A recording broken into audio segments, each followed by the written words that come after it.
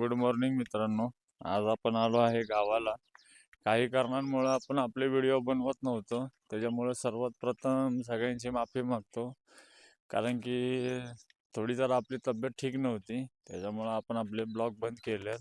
आणि आज रंगपंचमीचा दिवस आहे, त्यानिमित्ताने आम्ही फिरायला चाललोय मालवणला. आणि पहिला स्टे आपण गावाला घेतला आहे. आणि आता आपण इथनं आवरून निघणार आहे. हे बघू शकता तुम्ही आपलं गावचं वातावरण.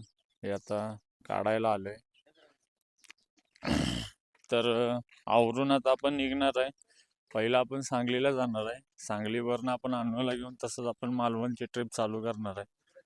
हे सगळे आपले मित्र कंपनी. हे बघा साऊथचा अण्णा आंघोळीला बसला इथं आता. पोरं मजा करतात, तर मजा करायला चालू आहे, त्यामुळे मजा केलीच पाहिजे. तर चला बाकीचा व्हिडिओ आता आवरून करू. तर आता मित्रांनो आपलं आवरलं आहे आणि आता आपण आवरून निघालो आहे.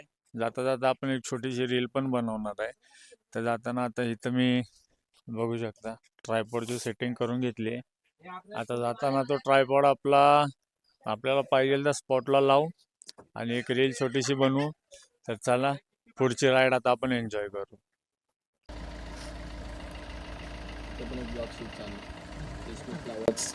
लवकर सबस्क्राईब करा.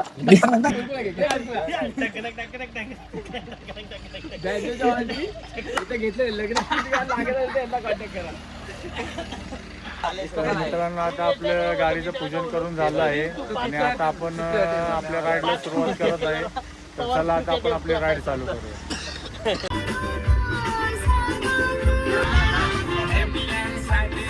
तर मित्रांनो आता पोचलो आहे आपण आष्ट्यात. आष्ट्यामध्ये जरा फेमस आपली एक लस्सी आहे, छोटी लस्सी. बचक्याला लस्सी प्यायची होती, म्हणून बचक्या म्हणला की शेट लस्सी पाजा, म्हणून आता त्यांना लस्सी आणायला पाठवलंय. तर बघूया काय म्हणतात. कुठली पाहिजे लस्सी तुम्हाला? मला नको तुम्ही प्या. तुला कुठली? तर मित्रांनो आता आपण आपल्या प्रवासाला सुरुवात केली आहे आणि आता आपण एक ते दीड तासात आपल्या सांगलीच्या घरी पोहोचणार आहे. सांगलीच्या घरनं आपण अनूला घेणार आहे आणि तिथनं पुढे आपण आपली मालवणची ट्रिप चालू करणार आहे. अरे बघा अशा प्रकारे आता आपण निघालोय. तर चला राईड एन्जॉय करूया. तर आता मित्रांनो आपण आलो आहे सांगलीत आपल्या घरी असल्याला आणि आता त्याच्या जरा चहा पाणी नाश्ता करून आपण निघणार आहे. चला नाश्ता करूया. मित्रांनो आता आपला चहा नाश्ता करून झालेला आहे आणि आपण निघालोय. आणि बघा सगळी पोरं आता आलेत बाहेर आणि इथनं अजून आपल्याला 200 किलोमीटर लांब जायचं आहे. जवळजवळ 6 तासाचा रस्ता सांगितला आहे मॅपवर आपल्या. तर मग चला आता निघूया, आता पुढची राईड एन्जॉय करू. चला तर आता आपण निघालोय मित्रांनो आणि तुम्ही बघू शकता आपण आता पेट्रोल टाकायला थांबलोय. गाडीच्या दोन्ही टाक्या आपण फुल केल्यात. पलीकडे आपली दुसरी गाडी आहे आणि अलीकडे ही एक गाडी आहे. तर चला आता आपण पुढची राईड एन्जॉय करूया. मित्रांनो आता आलो आहे आपण जेवायला. जवळजवळ 2:30 वाजलेले आहेत. हे आलोय आपण रामदेव राजस्थानी फौजी ढाबा. पोरांचं असं म्हणणं आहे की जिथं ट्रकवाले जेवतात तिथं जेवण चांगलं मिळतं, तर म्हणून आपण आता इथं जेवायला थांबलोय. तर चला मग जेवण करूया. आपण बसलो आहे जेवायला. हे बघा पूर्ण प्रॉपर ढाब्याचं फील यायला लागलंय. पहिला आतमध्ये जाऊन बसलेलो खुर्चीवर, आता परत बाहेर आलोय. हे बघा सगळ्या जणांना आता शेवभाजी ऑर्डर केली आपण. शेवभाजी आणि रोटी.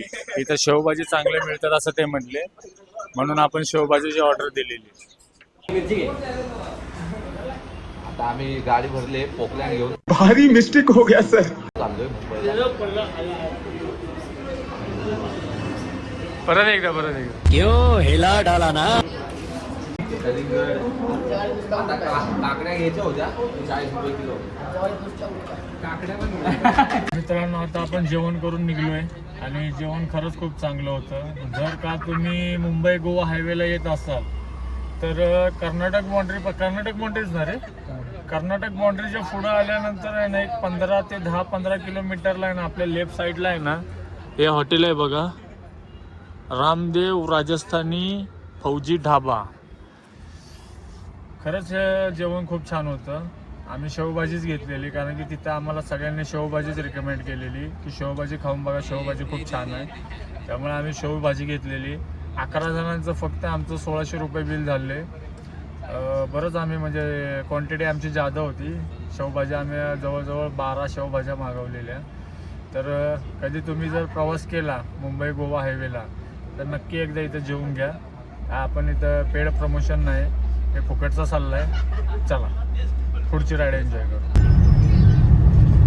तर मित्रांनो आता आपण पोचलो आहे आंबोली घाटामध्ये आणि या घाटामध्ये एक स्पॉट आहे. खरं तर हा पावसाळ्याचा स्पॉट आहे, पण आत्ता सुद्धा हा एवढा छान दिसतोय ना, तुम्ही बघू शकता. हे बघा, पावसाळ्यात इथं धरण होत असेल. तर थोडा आता आपण इथं विरंगुळा करूया. विरंगुळा म्हणजे काय रे? टाइमपास करूया थोडा आता इथं आपण आणि जाऊया. आता आपण त्या स्पॉटवर पोहोचलोय मित्रांनो. हे बघा, हे बघा, आधीच घाटात माकडं कमी तर हे एक माकड चढलंय बघा वर.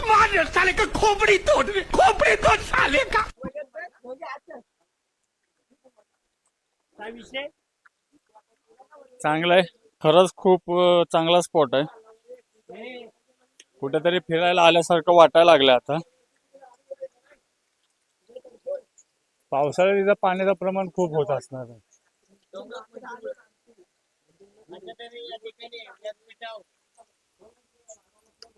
तर इथं थोडा आपण टाइमपास करूया आणि पुढच्या प्रवासाला सुरुवात करूया.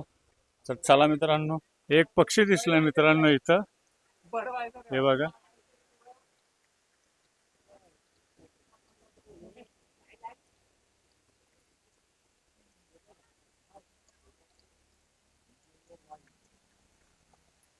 हे बघा, हा पक्षी कुठला पक्षी आहे काय माहित नाही. हे बघा आता प्रॉपर दिसतो. हा, हे बघू शकता तुम्ही. हे बघा, त्या पक्ष्याचं ज्याला कोणाला नाव माहित असेल ना त्यांनी कमेंट मध्ये मेसेज करून सांगा की तो पक्षी कुठला आहे. बराच वर आहे तो. तर मित्रांनो आता आपण तो स्पॉट विजिट करून खाली आलोय आणि थोडा चहा नाश्ता करूया म्हणलं. तर आपण चहा नाश्ता करायला इथं घाटातच थांबलोय. हे बघा बॅक साईडला, बॅक साईडला व्ह्यू पण छान आहे. आता कटाळा आलाय उठायचा, त्यामुळे काय ब्लॉग हे दाखवत नाही. तर नाश्ता करू, चहा पिऊ आणि पुढच्या याला आता आपण प्रवासाला परत एकदा सुरुवात करू. मित्रांनो आता आपण पोचलो आहे मालवण मध्ये आणि जवळजवळ 9:30 वाजले आहेत. हॉटेल काय आपण बघितलं नव्हतं, इथं येऊनच डायरेक्ट आपण हॉटेल विजिट केलंय. हॉटेल आपल्याला चांगलं भेटलंय आणि कमी पैशात सुद्धा भेटलेलं आहे आणि हॉटेलचा व्ह्यू पण खूप छान आहे, तुम्ही बघू शकता. इथं पाण्यामध्ये पण एक हे आहे, हे बघा. आणि आता जरा फ्रेश होऊया आणि इथं जेवायची सुद्धा सोय आहे, इथं सगळी व्यवस्था चांगली आहे. तर अशा प्रकारे आजचा ब्लॉग आपण इथं संपवूया. हे हॉटेलचं नाव, त्यांनी आपण किती पैसे दिले, काय दिले, हे सगळं मी उद्या सकाळी तुम्हाला ब्लॉगमध्ये सांगेलच. तर चला मित्रांनो, आजचा दिवस आपण इथं संपवूया. गुड नाईट, गुड बाय, चलो.